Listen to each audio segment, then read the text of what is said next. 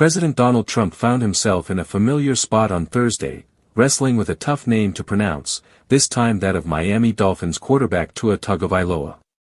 While attempting to highlight Tagovailoa's appointment to a new presidential fitness council, Trump made a valiant but unsuccessful attempt to say the quarterback's last name, stumbling through it in a moment that quickly went viral.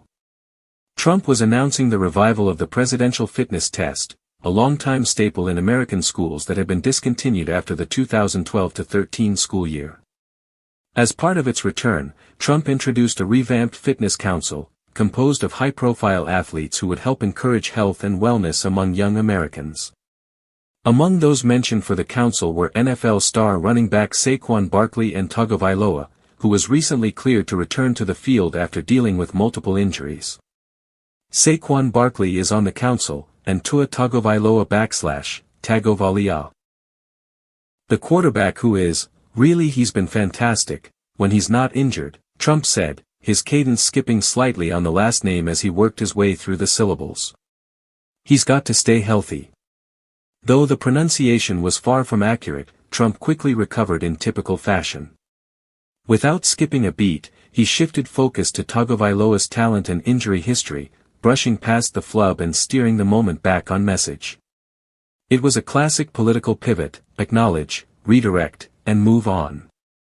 To his credit, the former president is far from the only one to fumble with Tagovailoa's name. Even seasoned sports commentators and analysts have needed a few tries to get it right, and the name's Hawaiian origin adds an extra layer of difficulty for those unfamiliar with its flow. The Dolphins quarterback has even joked in the past about how often people get it wrong, suggesting he's long accepted it as part of his public life. Still, the moment gave viewers a quick flash of levity during what was otherwise a straightforward policy announcement. Trump's attempt to champion physical fitness across the country was suddenly paired with a reminder of just how tricky names can be when reading off a teleprompter.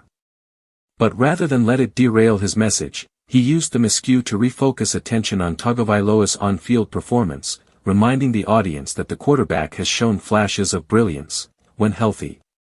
In the end, the message was clear. Mispronunciations happen, but the mission to promote athleticism and well-being moves forward, names and all.